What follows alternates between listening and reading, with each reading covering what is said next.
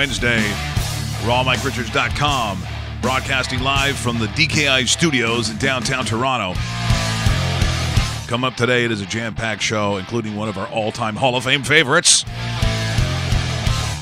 Liam McGuire. See what I did there, Yard Dog? See, Yard Dog comes all the way from Hamilton. He thought, here's my moment. Damn you, Richards. Crash. And the one and only, the legendary Yard Dog, who, by the way... He's also a Hall of Famer? Well, historically, because the very first contest winner in the history of TSN 1050 was Kevin. What station is that? The one that no one listens to anymore. Oh, right. Yeah, I guess we got some response about the whole bell thing. It's now starting to make the rounds. Gong. Honestly, as I sent it on Twitter yesterday to that Stu Gotts, I said I probably wasn't going to do that, and kind of said, well, look, you got to tell the truth, come clean. And I've been getting responses from all radio companies too, obviously privately. Oh well.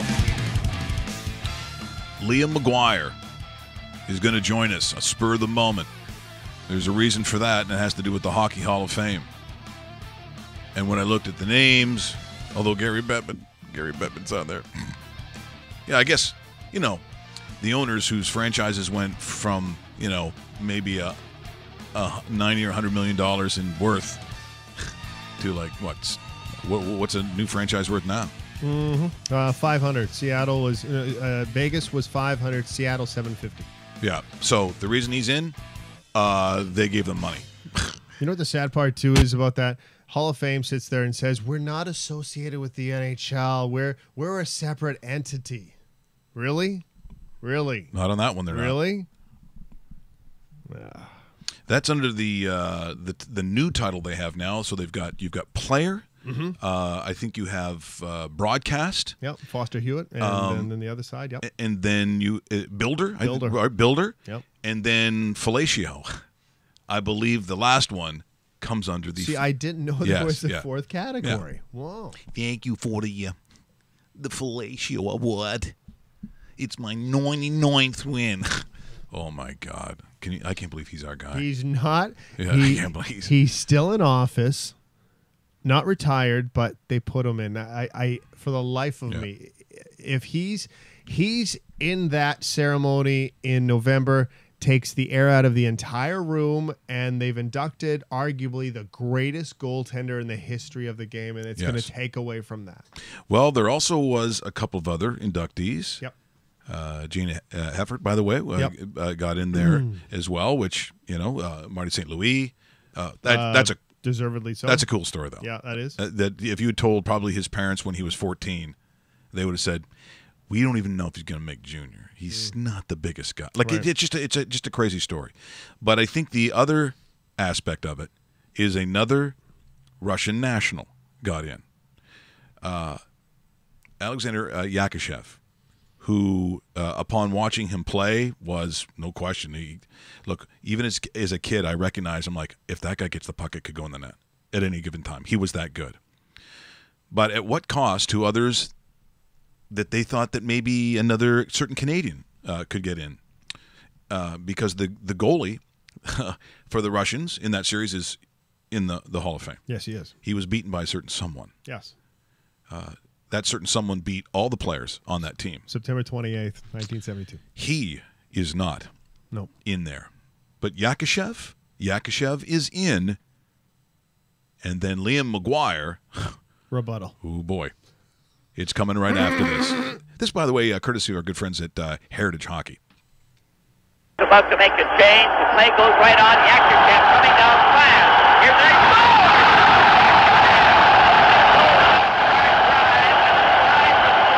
Well, Yakashev from Shadron. Well, whoever said that the Soviets can't let the slap shot go, they've got to be wondering right now. Foster, Yakashev pulled away from the Canadian player, let his slap shot go that caught Tony Esposito. He had yet to get ready, and it went right between his legs. The Soviets have tied it up. Well, I'm looking for the legendary Liam McGuire, and I got a feeling after I just showed that Yakashev goal that you might have a rebuttal about those that have gained entrance into the Hockey Hall of Fame. Yeah, do I ever? Let her go, my friend. Yeah. Let it rip. Oh, listen, Mike, David, that was a tough read yesterday. Checking the Twitter feeds about every 20 minutes to see the names. Not that I was expecting Paul, wasn't expecting necessarily to see Paul Henderson. I kind of know at this time. By the way, I'll just back up for a second. Last year, what I did was I wrote every member of the selection committee. I don't mean an email. I wrote a letter. I put it in an envelope and I put a stamp on it, and I sent it to if I could get a personal address, I would. If not, I would send it to I know where they would pick it up. And I wrote about the impact of Paul's goal and the impact of that series on what it means to the sport of hockey. And then I extrapolated from there over his play over the month, and then supplanted it with his very successful pro hockey career, which includes all of the criteria, which, by the way, should be stated. Almost 99% of all hockey fans have no idea what the criteria is, as stated by the Hockey Hall of Fame for induction into said Hall of Fame. It's sportsmanship, dedication to the game, contribution to the game, and playing ability. Doesn't say anything about scoring 500 goals or winning the Stanley Cup. We've morphed into statistics over time, and every now and then there's a blip where somebody will get in either from the past or did something, or maybe it's a bit of a head scratcher. But for the most part, right, that's kind of how it's run its course the last 20-plus years. And they put in Tretiak in 89. Here's why Tretiak went in 1989. He went in because everybody knew the wall was coming down, literally and figuratively. And they knew that the Russian players, who, by the way, were first drafted in the National Hockey League going back to 1975, okay? That's when the first Soviet-trained players were drafted in the National Hockey League. At some point, the owners and the presidents and the managers figured there was going to be a softening, and some of these guys are going to be allowed to come. 75, 14 years later, Priakin is the first, and the wave started. So the NHL said, we gotta offer an olive branch. We have to do something to appease the Russian Ice Hockey Federation. Let's put in one of the old guards. Hey, we can't. We'd love to put Harlamov, but we can't. He's passed away tragically from a car accident. We need a live body to attend. Yakushev, no. You know, I mean, the guy just looks too dour, too sour, and just looks like the prototypical Russian man from the 40s and 50s. They had no personality. They didn't want him. They opted for Tretiak. He was 2 years removed from a barnstorming tour across Canada with Paul Henderson. They put him in with Darryl Sittler in the Hall of Fame in 89. I thought they would just put Henderson in 92, the 20th anniversary.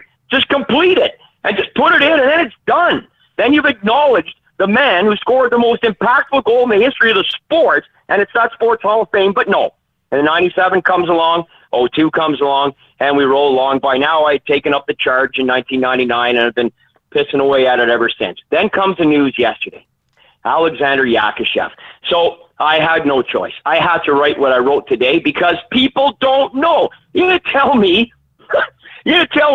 that this selection committee, when Igor Larionov sat down there yesterday, and they all get together for the first time, and he mentions, when have we ever heard Yakushev's name has a slight for not being in the Hall of Fame? Never. Absolutely never. Never. So listen, I don't begrudge Larionov for supporting one of his countrymen. That's great. You should do that. Be proud. They've had a tremendous impact on the game going back to 72, and it was built up by their sheer domination of the amateur hockey world for about 15 years leading up to that. So I get all that. But Yakushev, as I wrote today, guys, played 221 international hockey games. 51 of those came against 9 countries like Romania, Japan, Switzerland, Austria, East Germany, West Germany, where the total number of double-digit victories was 41. 41 times. This is in world championships. They were beating teams 20-0. Maltsev scored 7 goals in a game against Poland one night in a 20-0 victory. I don't know how many points Yakushev got. And people are trying to cite, he had a way better career than Paul Henderson. Are you kidding me? How are they grading the opposition? Did Yakushev have a phenomenal series in 72? Absolutely. But last time I checked, they lost the last 3 games. Henderson scored not only 7 in the series, but the last 3 game winners. Yes. The game winner in Game 7 is one of the greatest goals ever scored in the history of the sport of hockey. 4-on-4, beats every Russian on the ice, gets hauled down, roosted over Tretiak with 2 minutes and 3 seconds to play. If he doesn't score that goal, Game 8 means nothing. Then he gets the winner of the series, of the most incredible hockey series ever played, with 34 seconds to go. Are you kidding me? And you're putting in now another guy, a third guy from the team. Now you got the losing goalie. You got the star who went down, who everybody thinks Clark took out of the series, who didn't, who came back and played in Game 8, had an assist, did all the work on the third goal, played a regular shift, and nobody said anything. So left-wing crybabies in the media started a campaign of BS and just losing it in the 80s because Clark gave him a little tap on the ankle and he missed a game of hockey. Wow, what about Gary Bergman being kicked right through the shin pads? So, yeah, Yakushev going in yesterday was a farce. Well, the fact that it's before Henderson's induction, if it ever will come, and now I have serious reservations that it ever will, because if you're going to make a move like that, and 12, don't keep in mind, 12 other people had to vote yes. I don't know how that would have went down. I mean, Larionov's a powerful guy. He carries a lot of weight and a lot of respect, and he deserves it all, by the way. He definitely does. But he's one voice there, and they all told the party line. And on the last part, guys, and back to you guys, is don't forget, when I started researching this in 99, and I did my homework, I've been working on this for 17, 18, 19 years. I'm telling you right now, I know this for a fact. There was a mandate, and I believe it still existed. It still exists, that Paul Henderson was not going to get in the Hall. Look, when he jumped to the WHA, Jim Gregory was the general manager of the Leafs. It was a very, very acrimonious split. Harry Sinden, who coached that team, and you think would have the most love, was the general manager of the Boston Bruins, and they lost a third of their roster to the WHA. There was no love lost for Paul. He became a born-again Christian. There was no love lost for that in the 1970s. And all he's ever done is shut his mouth, say all the right things, finish his NHL career and his pro hockey career quietly with the Atlanta Flames in 1980, and work as a minister in the Christian Unity Associations, helping save marriages and save lives and counsel people for the last 30 years. He's been nothing but a fantastic citizen. He's also been battling leukemia for 7 years, and he's still alive. God bless us. And instead of just putting the guy in, you got to go and put in another guy from that losing team in 72 and cite his career. Are you kidding me? His career, when they're pounding Poland 20, they beat, listen to this, guys. You know what they did? 2 years after Paul Henderson's in the Stanley Cup Finals with Detroit in 1960, 1 year after. You know what Yakushev was doing?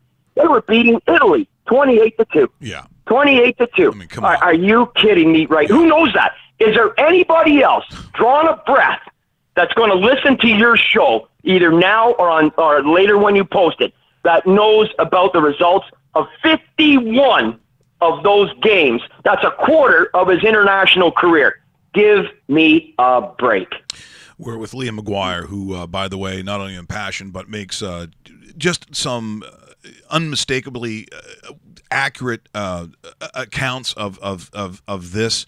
And the thing that strikes me, which is why I rarely get into these talks about Hall of Fames, is because you mentioned it a couple of times. You mentioned the word party. You mentioned the word. It all comes back to politics, and it all comes back to things that those that are on that committee that once Paul crossed a certain line, that there seemed seemingly no coming back. Like we had Harry Sinden on this show, and he said as long as he was alive and had a vote, that Paul would never get in. Never get in. I don't get that. Liam. And to me, I'm listening to it and thinking, okay, so when does it become embarrassing for the Hall? What line is it? And it's not about a guy who played for, mention any one of the NHL teams where, you bicker back and forth about, as you said, how many goals, how many trophies, how many personal trophies, how many All-Star appearances, how many Stanley Cups do they win? But when we start getting to this to me, which is a horrifically gray area, You either did or you didn't. And so if you won, that puts you in a category, and that normally indicates that you're going to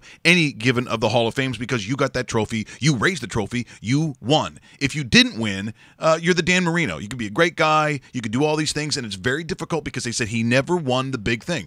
Paul won, to me, undoubtedly, the most historically significant hockey goal, literally, of all time. As much as people want to look at some of the Olympic goals and the golden goals and all those other things, the line in the sand for the way hockey was played in that exchange of ideas with the Soviet Union, it all came from that series, and the star of that series, and you mentioned those last 3 games, I'm sure he also had a goal disallowed, did he not, in that parade of goals in the last 3 games? I think he had a goal that I thought he. I'm trying to remember that, Mike. You know, he scored 2 goals in Game 5, and the second one came after he was concussed and was told not to return. He returned. No one ever talks about that. That cheap shot he took on the back of the legs was vicious. Now, did he have one disallowed? He may have, possibly in Game 6. Yes, there may have been a goal disallowed in Game 6. But he was literally touched at that moment, and he'll tell you that himself, by the hand of God. The moment God came into it. Yeah. The moment Christianity came into it, people are like, ooh. Because that was a time where you didn't talk about stuff like that, and you were considered kind of a crackpot. I mean, imagine in a country that was based on those who had a belief in God. All of a sudden, when he starts talking about it, it becomes really uncomfortable. And I think there are some on that committee who, amongst you talking about the WHA and so on, but to ignore the fact that if we're even just talking about that series, the guy who was the star of it, the guy who was the winner, and the guy who got the ultimate goal, the other team who lost, including the guy who was beaten on the play, they get in first. That's a joke. Yeah.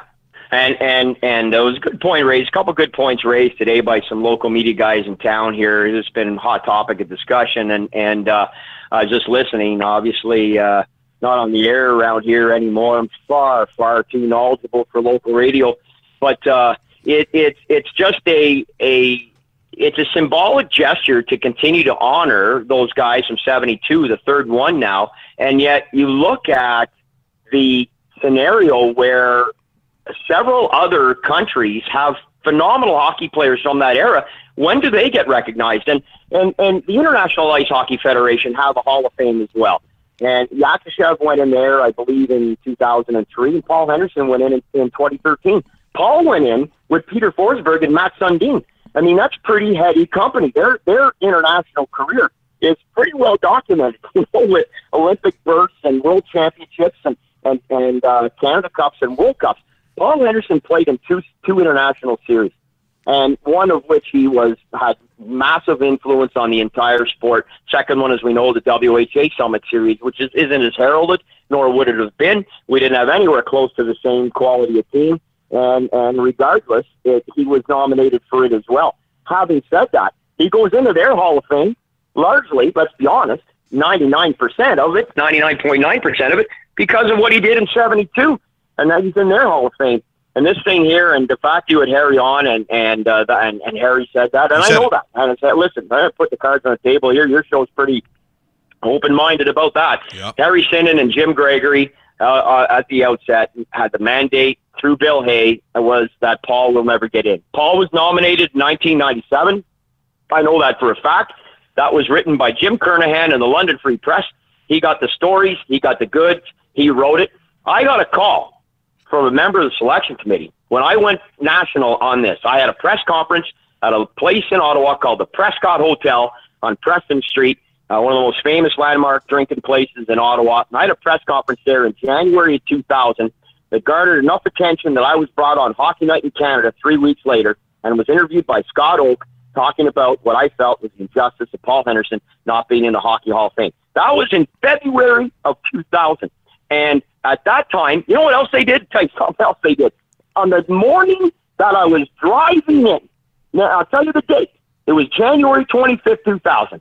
On the morning that I was driving in to host that press conference, and I had all the media there because I had all free food and all their first pints were on the house. So I knew I was going to fill the place, and they all came.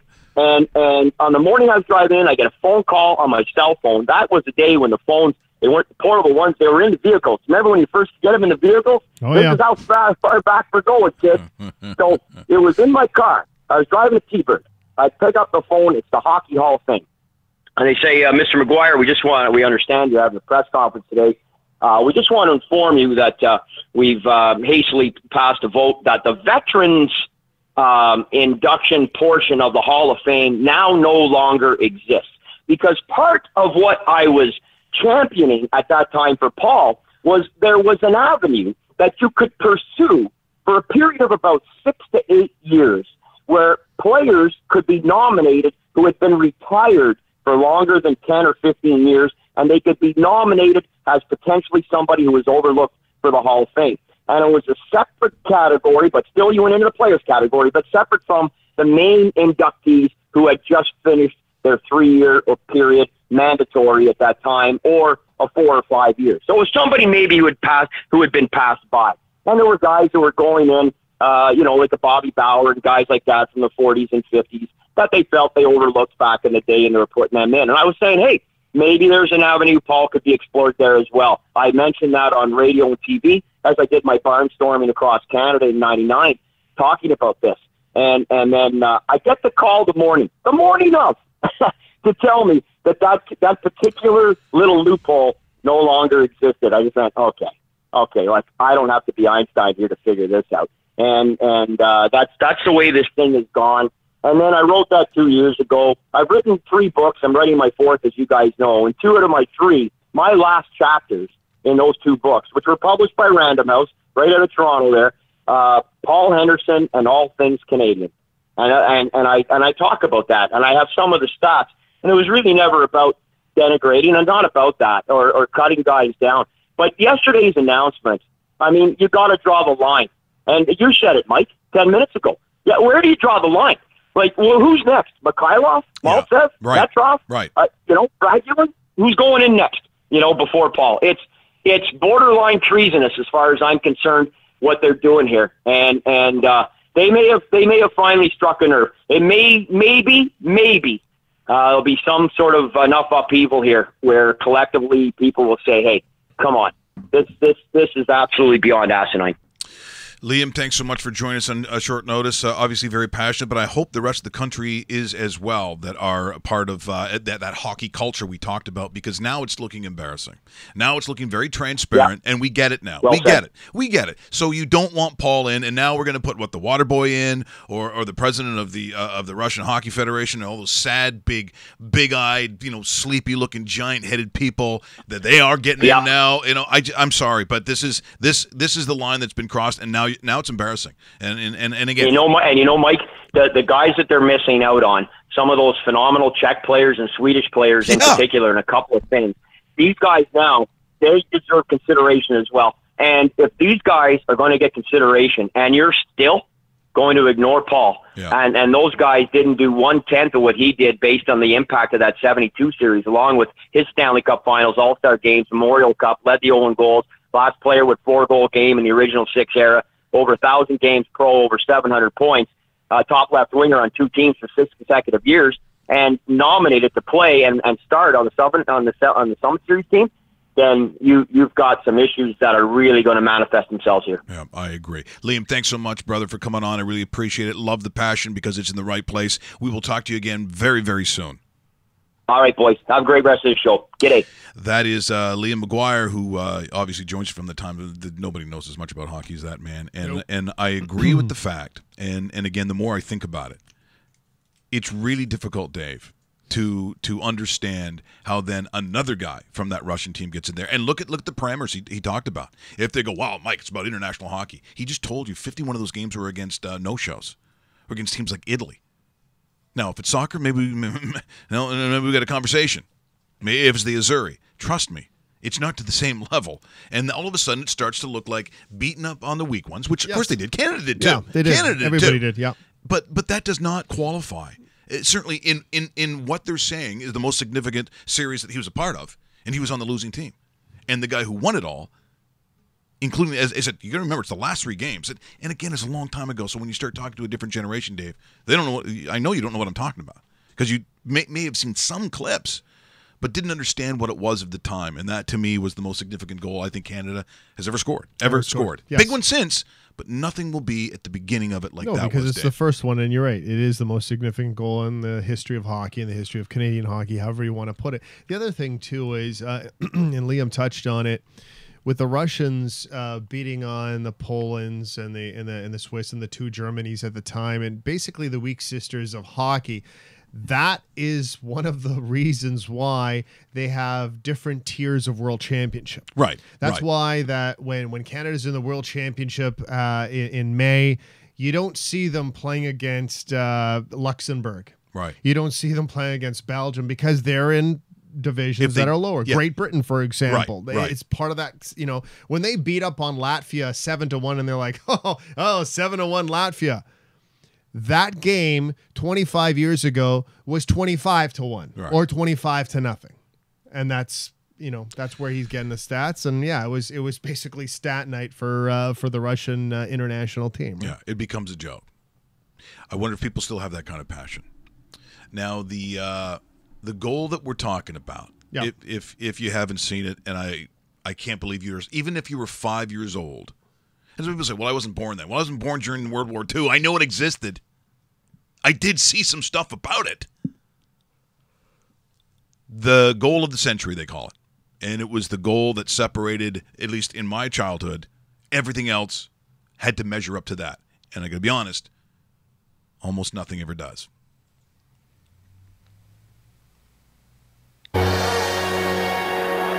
Here, at the end of 27 astounding days, there's time for one more moment to define the heart and character of Canadian hockey.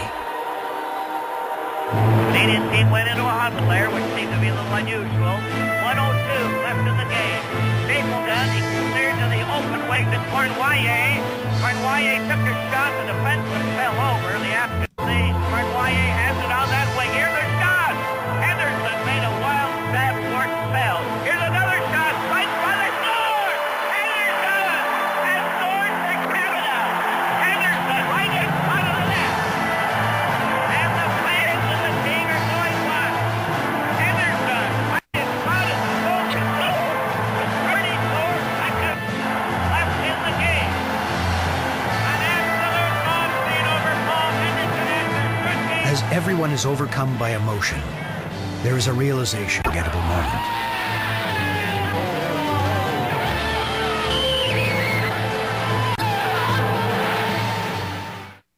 There it is. That is the goal that we all remember for those that were around in 1972, the Summit Series of the century, call it what you want. It was of enormous significance, Dave. And, of course, the man who made that happen stands and watches all the guys that he beat get into the Hall of Fame. That's really what we're talking about. You're watching Raw Mike Richards on the either.com or, of course, the dedicated YouTube channel, which we appreciate, which subscriptions are going up every day. It's that one, right? I think it's over right there. And I'm very pleased that the original, I think of when he's talking about the Richards Army from our days. Is this stupid thing on? Is it even? He never even There it turned is. on, did There he? you go. Hey, Way to coming go. straight at you. Way to go, Devlin. The Yard Dog, which a lot of the Richards Hall of Fame would know because this gentleman was the first ever winner of a contest that was in Hamilton. He brought his cousin Jason, who was playing for McMaster at the time. I think he had a tryout with the Ticats. Yep. But he has been really just an enormous part of what Dave and I have done since we started these shows. And we're so thrilled to have, ladies and gentlemen, the Yard Dog in the studio. Show. Look I think at it was the first tweet to come through, too. Oh, it's first everything. first everything. Oh, buddy, thanks so much for joining us. And people have to realize not only have you been a fan of ours, but you've been very busy in the podcast world before we were. Yeah, but you were my inspiration. You listening to your show and then finally meeting you made me go, hey. Anyone can do this. I think that's what we're talking about. Yeah. I'm in too. Where's the microphone? Yeah. That's what it was. Thanks Mike for the platform. Thank you. You, like I said, you did inspire me to start the Cigar Dungeon podcast. You were directly my inspiration for it. You and Anthony Bourdain I was like melding the two, right? Your passion for things and Anthony Bourdain kind of showing the behind the scenes of how things get made, right? I'm a big fan of bourbon and the history of bourbon and cigars and the history of cigars and the process from when it's planted in the field to when it comes to to be a product on a shelf. Yeah, you're. By the way, so your podcast isn't just a bunch of guys sitting around smoking Tueros or something. No. Like, I mean, this is not the White Owl. No. The fake cigars dipped in what are they called? Colts. Remember that, dipped in port or whatever it was, with that tobacco came from Holland or wherever that stuff came from. And the one thing about it, and you being in that, and you really are in that world, you understand it very, very well, is that there's a sadness to me in that, we couldn't finish the show, go to a cigar lounge like I did maybe 20 years ago. You pick out your cigar, it's the experience of it. I mean, it's not like smoking. I'm not going outside. It's minus 20, so I can have my butt and go out there. I'm going to where Thomas Hines, for instance, used to be there in Yorkville. You'd sit down. You could have a little Cuban rum, or you know what I mean, a beautiful dark rum with whatever, maybe one of their Thomas Hines rolled cigars. And it's the experience of sitting down, talking, having a wee bit of whatever you want, Scotch or Irish whiskey, and that's where you'd spend an hour and a half, whatever. It's very social, and they're all gone. They're all gone. And the thing that kills me, and I think is so interesting, is that all of a sudden, like, you could be blowing weed, you could be marijuana, you can get almost anything you want, be very public about it, but it's the cigar smoker who all of a sudden is the evil one. I never got that, Kevin. So explain what they're doing now, because this is just another kind of slap in the face of what is, I think, a really classic. As much as people say, yeah, it's smoking. No, they're not even smoking. I was not a cigarette smoker. Still not a cigarette smoker. It was just a social event that no longer is allowed to be very social, I guess the way I put it. Yeah, I'm here today as the voice of the cigar industry. I'm here today as the voice of the cigar industry, pretty much. I'm friends with a lot of the tobacconists. Victory Cigars in your end of the woods, Kevin, in Oshawa. Absolutely. Village Cigar Company in Burlington. Cigar and Pipe Emporium in Hagersville. These are all friends of mine. My podcast is for the patrons of these stores. The fascist, tyrannical drama teacher that we have at the federal level right now. With the fake eyebrows? Or what was it? Yeah, right, sure. I know who you're talking about. Yeah, he was in a boxing match once and people talk about it. Yeah, that was a big match. Yeah. Huge match. He spent tax dollars to come up with Bill S5, which is redundant because in Ontario, already if a kid goes into a convenience store, you can't see cigarettes. Right, it's all whited out now. It's all behind all covered up. All behind, yeah. As far as tobacconists go, you can't set foot in the door of a tobacconist without being 19 or over. Right. It's public record. You can go out. There's a website, federal, that will have all the infractions. If any tobacconist has ever had any infractions for selling to a minor, none of the 64 tobacconists in Ontario have ever been on that list. So this is a redundancy. So the bill says what? Bill S5 says that we are now going to take all packaging off of tobacco. When we came on, you've seen the picture of that Monte Cristo, which was not a really flashy band. Let's show that up there. Yeah, okay, so we got it now. Not a very flashy band to begin with. No. And then you have... Classic. Exactly. It's the signature. Yes. And then you have the one next to it, and it's just generic font, an ugly band somebody's going to have to put on, because the manufacturer's not going to do it. It's going to have to be done in Canada. Right, so there goes the price again. And it's just going to deter, it's going to increase the black market, because that band was used to decipher from the counterfeit cigars. Anybody that's been to Cuba has probably bought in counterfeit Cubans. Almost I'd say 80% of the time they go, I got a box of Cohibas. No, you don't. Yeah, I got a great deal. Yeah. No, there's no deals in Cuba. I'm no, sorry. No. It's true. And so there's nothing to stop those from taking the band off, making it on the show. I can't tell the difference between one from the other once you take the band off. Well, it will crush the ability of those that have been in that industry for years to make that quality cigar in the box that we recognize, in the labels that we recognize, with the accompanying artwork, which has always gone with a traditional cigar from whether it be Honduras or the Dominican. I mean, look, they come from everywhere. Jamaica, Mexico now. Mexico makes them. All these different areas. All of a sudden now, you've got this generic band that says this is what you're buying, and I'm gonna say, but which one is it? Oh, it's a number 7, blah blah blah. It's $58. How do I know that? Yeah. How do I know that's a $58 cigar? You might have taken it out of the bundle. and put it. You don't think people are going to do that? That's exactly what they're going to do. For sure. Everybody's in business to make a buck. There's people in the bar business.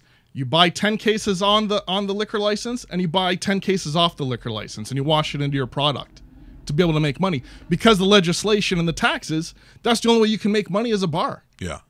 Because when I buy a case of beer at the LCBO, they already say, yeah, you're paying this much in tax. Oh, I broke the case. Yeah, fuck you, pay me. Yeah, it doesn't matter. Here's another thing too. Your favorite rum is what? What's your favorite rum? Jeez, that's hard to say now. It's Bacardi, right? No? Yeah, it's one of them. It depends, Okay, so let's say it's Bacardi. It's the dark one, right? You're the dark one. Yeah, black. Bacardi black. But what if all of a sudden that label just said Bacardi rum? Yeah, or just rum. Or rum. Yeah, I'd probably more than likely just say rum. Rum. Yeah, which is. Are you going to feel good about paying the $62 or whatever that is for it? Absolutely not. No. We're going into communism, man. Yeah. That's what they were doing in Russia 40 years ago. Yeah. Here, it's vodka. What kind of vodka? It's vodka. Yeah. Take it. Yeah, potatoes, or is it grain, or what? You wouldn't know. Yeah. So that's what they want to do with the cigars. And it's wrong because, one, you're infringing on the free market, which I'm dead against. Two, you're infringing on artistic freedom. People come up with these artistic designs. They're actually quite beautiful. The boxes are gorgeous. Boxes are awesome. Yeah, they're artwork. They're artwork. You keep the boxes once the cigars are gone. Yeah. Nobody's keeping their DeMaurier cartons. No. It's people want to lump in cigars and cigarettes. They're not the same. No, they're a different universe. And by the way, this protectionism against targeting those underage to take your product. I mean, that's what all this is about. Well, there are about, I don't know, off the top of my head, if I'm going through the LCBO, when I see Pop Shop, Black Cherry, when I see Hires Root Beer, when I see beer cans that have like robots and stuff on them, going, who do you think that's for? Yeah. Seriously. Yeah. Those of age, and let's put it this way, if you're a cigar smoker, I don't know how many of them are 17 and 18 years old, because I just don't think that they're going in and saying, yeah, I'd like that. So the outside wrapper, I'm looking for a filler with Connecticut shade on the in, and I'm looking for a medium, maybe a Robusto, maybe a little strong. They're stealing from their, like we all did, from our mom's purse to get whatever the lowest end thing was to get in the liquor store wherever you happen to be. It wasn't a qualified, sort of dignified thing where I go, Dave, do you care to share an Arturo Fuente with me? They're not doing that. It has nothing to do with that. And a real reputable tobacconist, and by the way, as he mentioned them, they're quality people. They're not making millions of dollars. They do it because they love the culture of what cigar smoking is. So they're not allowing kids in there. And I got to be honest, if I went to Kevin right now at Victory Cigars in Oshawa and said, how many kids try to get in to buy cigars? You go, the little cigar, $17? And then for how many? No, for one. Yeah. You're out. Yeah, zero. Yeah. Or they're going in there, do you have Philly grape so I can wrap my weed? Right, I can make paper. a blunt. Paper, yeah, paper. Like I seriously, I just wonder, because those are the things that in this society make me a little scared. So you have a drama teacher who will reach out and make sure that everybody and those that were offended 100 years ago. How's about dealing with the culture of what's going on right now? Because my son can't buy a house. No, our kids. Right. I don't know how you buy a house. My daughter's fucked when it comes time to get a mortgage. Like how, and even in Hamilton, where Hamilton is a better value, but now Hamilton's done this now. They put it on the list of, hey, great places to buy a home. So all of a sudden, these speculators, everybody else, went into Hamilton, and poof, there it goes. Oh, yeah. Barton Street, which I think you could get. I'm pretty sure you could trade some pop bottles in and get a house on Barton Street. It doesn't exist anymore. Now they're going in and I'm going, where is the looking for our future generations and those to I mean, pipelines. Can we get on that? Do we really need to be worried about someone who was offended on a boat that came across in 1917? Or do we have to get this deal together between BC and Alberta and that pipeline, the goofball who's the mayor in Montreal who said no pipeline, so all of a sudden you've got everyone in Eastern Canada fucking freezing or not going down the tubes. This is our guy. So to me, those are big issues. Whether an 18-year-old wants to buy a cigar, not as much to me. And there's something just came out in the Gazette. I don't know who was speaking on it, but it was someone in Parliament. Basically said, we don't care if all these tobacco companies go under. We don't care if these small tobacconist shop owners go under. What are they going to do if they have to close up shop? Go work at Walmart? Yeah. Well, no, the Walmart job's being taken over by computers, so.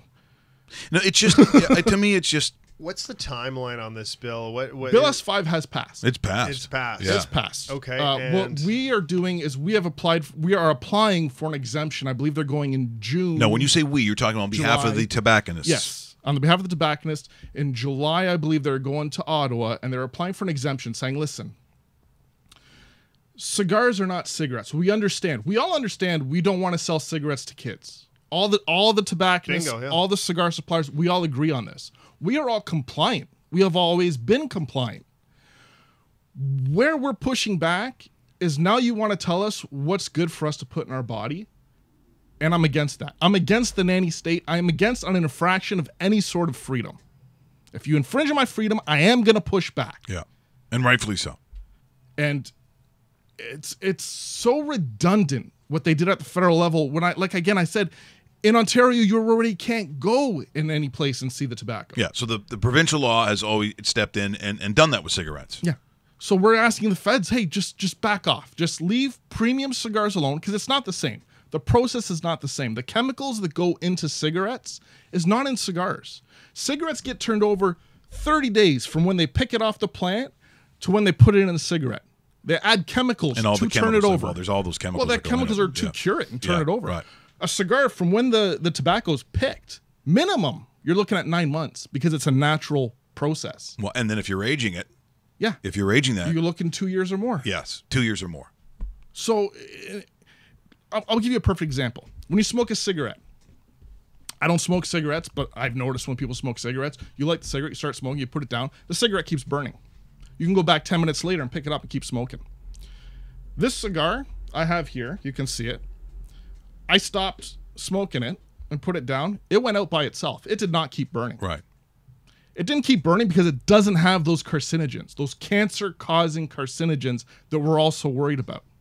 The cigars are a natural, organic product. And it's not organic to be healthy. It's organic because it's a third world country and they can't afford the pesticides. Put it this way. It is becoming harder to go into a place and smoke a cigar than it is for me to go into a place and get weed. Yeah. Now, I never would have thought that would be a thing. No. And I'm not against the weed smokers. And again, this is not to flabby. We've had Alan Park on, who has the Green Crush podcast. It's excellent. And these are people that, again, there's a reason why this has been made available. But what I'm saying is, then cigar. How is cigar the bad guy? Yeah. Because anyway.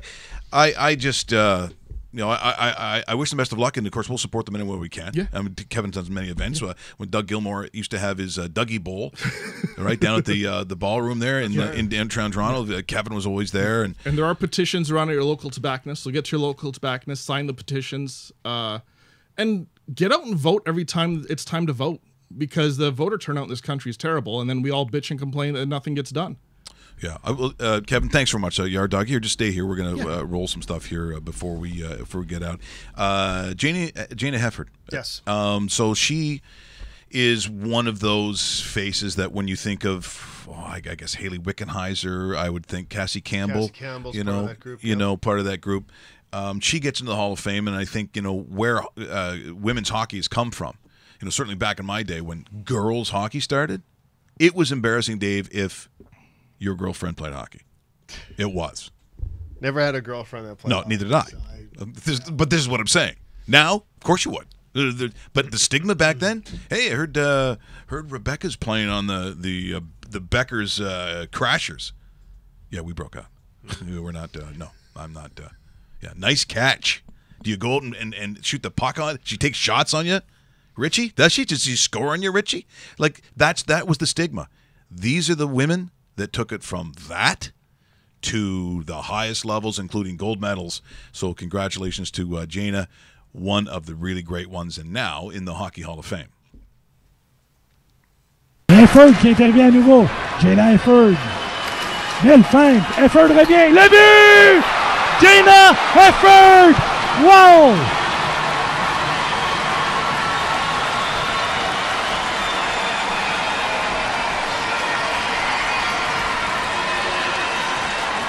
Guess hasn't stopped crying in hockey, but maybe that wasn't the greatest clip of the show. But congratulations. Look like Yakashev out there, right? Hey, think about Boom. what we said earlier. Yeah, Liam's going, yes, Dave. Yes.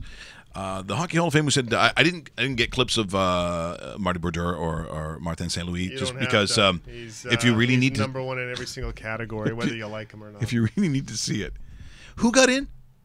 Martin Brodeur. So what did he look like? Was he any good? Well, he just looked like someone who stopped everything that that was shot at him. So that wasn't. He's the reason why New Jersey, as a team, actually won multiple Stanley Cups, because nobody in their wildest dreams thought that team was ever any good to win a Stanley Cup. It was the goaltender. Unbelievable. And Marty St. Louis, there was that. Was it a Nike commercial where he said, "Every time I tie my skates, every time I, go into the dressing, every time I score a goal, I think of all those people that told me that I was too small."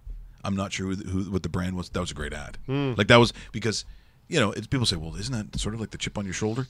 I'm telling you, some people have that, and it works to their advantage. And Marty St. Louis was one of them. Yep. Because those days with Tampa Bay, him and Le Cavalier, I mean, they won a Stanley Cup, and if you would have thought him, Vinny, Brad Richards were kind of like the foundation of what they did. Andrechuk got his Stanley Cup finally at the end of his career. Yep. That was a very good team, and it was good for the marketplace. Art Ross Trophy winner, Hart Trophy winner, All-Stars. The guy had everything, and a lot of people forget this. Put on waivers by the Calgary Flames when he was in the NHL on his first team by a certain general manager that works for that network that you talked about earlier. Huh. And that wouldn't be part of the motivation at all, Dave. No. Like I said, there was a Dante Culpepper doing the traveling thing before he came because a referee in high school called him from traveling. He thought it was a terrible call. He never let it go. Never. I'll tell you what. We're talking about brilliance here this morning, all the things that are right. Here's what I've never. The big issue a couple of weeks ago in the BC Lions game is when the stupid idiot. We call him a streaker, but he had his pants on. Like, I got to be honest. You wore underwear. You're not even a good streaker. Like, if you're going to the meetings and they're like, hey, Dave, I saw you out there. Yeah, thanks. Were you wearing underwear? You know what the club is, right? Streaking. You know what the concept is. So then he was going to get Presler law firm, the personal injury. Okay, whatever. Hey, I hear an ambulance. Let's go chase it. So he's gonna come back with some sort of. He's gonna lose. By the way, he's gonna lose because it's trespassing. I've never understood the mentality of those who feel they need to run on the field. But you know how hard it is, really, Dave, to get on the ice if you want to do this. So especially like there was the time where the glass was a little bit lower. Yeah. But you got to work at it to be a dickhead now. Like if you want to be an ass clown, maybe you got to be a better athlete. I don't know. But what is the motivation in doing this? And I think this is mostly there's some junior hockey in here. There's this is for the most part not professional, but still, what motivates you to be a dick like this? And we have a fan on the ice. My goodness, you don't see this very often. What is wow? And the referee telling everyone to stay away, and yeah, this is wild. Yeah, he looks dangerous. I think you've seen it all in the Ontario Hockey League. And this guy is now going coast to coast, heading towards the Guelph net. I'm not saying these are disposable players, but you haven't got any of your top line on the And ice. then some guys are very casual about it. Just protecting that. And we got a crazy fan going over the glass. First time I've seen that at the US. That's a bit strange. Look at this guy. A little bit too much. Look at what good time. True. Yeah, they do sell beverages here, and that is a first for me. All the years I've never seen a fan go over the glass. Ouch. And the referee takes him out. Linesman actually put him through the boards. Didn't help him off. Yeah, he did. Yeah, you get 2 minutes and you sit in the box there. And that'll get you like a lifetime expulsion from the As it should be, because you really shouldn't be jumping onto the ice like that. See, look at this. Do you know if a hockey player didn't see you coming, why would you be looking for some loser? And now he's walking just like, see, this is what society, this is what this guy in fighting going on the field, this is what this promotes. Because they feel like nothing can happen to you, right? And he's just flaunting that ideal. That's why I hate it so much. And now he's dancing. So what if he slips and falls and cracks his head open? He's gonna sue now the facility? Is that what happens? It just disgusts me. But of course, in this country now, everyone's a victim. Anyway, that's. Do we have video of that guy? Remember the guy that jumped on to practice with the Montreal Canadiens and tried scoring on Jose Theodore? That was funny. Okay, you're going to find that because I don't have that. And Theodore actually stopped him, and afterwards he said, well, if the guy's going to take the effort of putting on skates and trying to score on me, I'm doing my best effort to stop this guy because he's not going to score on me. I thought it was hilarious. That was very good. We could probably get that up really quick. If no luck.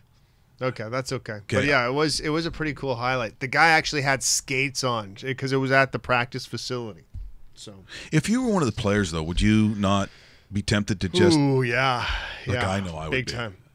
Like, I applaud that BC Lion cornerback that did that. I do too. I think more people should do that. So that issue, I guess, is still. But like we saw in Australia, and that barrister said, okay, look, there is one I want to get to. So we've got some more World Cup action happening today. The one thing that that France-Denmark game, holy shit! They both wanted the draw, so they literally decided that they would not score. So you paid all that money. You went to Sochi or St. Petersburg. You went to Moscow, wherever that game was yesterday, in the Luzhniki or wherever the hell it was. But let's just say it's not here. It wasn't Varsity Stadium. So you go all that way for two, and it figures it's France. Yeah, they're named the Cocks, and we know why. God damn it. But they talk about the flopping because that does me. You know what? I think the biggest problem, and you're a Portuguese guy, so you saw how, there has been comments over the years. Even Ronaldo gets it a little bit, but the flopping part, right? That's why North Americans can't get with the sport, right? For the most part, right. We grew up on football and hockey. To say it doesn't happen in football would be wrong. Right, or any other sport. But it's not as flagrant as it is in soccer. Soccer, like, the guy's not even close to him, right? It's not like football where the corner's going down and pulling the receiver on top of him to draw the pass interference. The guy's literally nowhere near him, and he grabs his head and hits the ground. Okay. And I'm glad you said that, because guess what? There is a sport that also is very North American. In fact, we'll take a look at the NBA. It's called flopping. And before we start pointing the fingers at everything that's soccer, and trust me, not that I'm saying that there's not, because I cannot stand, or what they call, simulation. But when you see what some of these guys, and some of them are very well known, diving, flopping, it does exist. Here's the NBA, property of the National Basketball Association, to tell you that it does.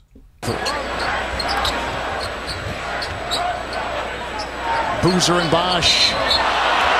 This is Chris Bosch. I don't think there's an offensive foul. Well, watch what happens. Boozer comes across the floor, and as he turns right to him, he didn't touch him. I don't even think he hit him. This is all about selling it, Kel. Let's see. Sometimes you've got to sell it. No, he didn't. He did with this one. He didn't touch him. See, there's soccer. Soccer's going, yes, see what happened there? More aggressive team.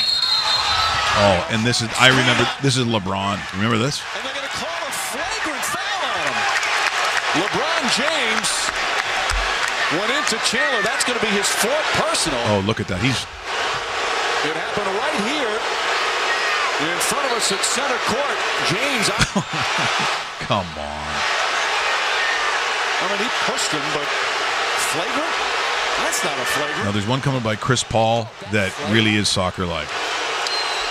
Oh, come on. What kind of league are we becoming if that's a flagrant foul? Exactly.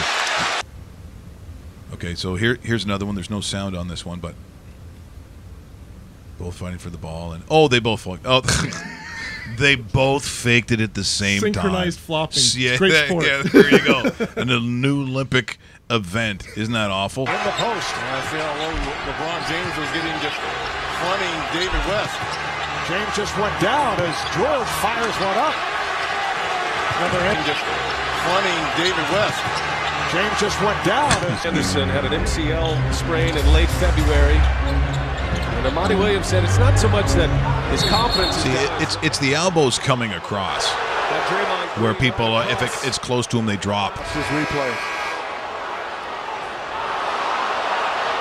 Just like Dealey Plaza in Dallas. Draymond.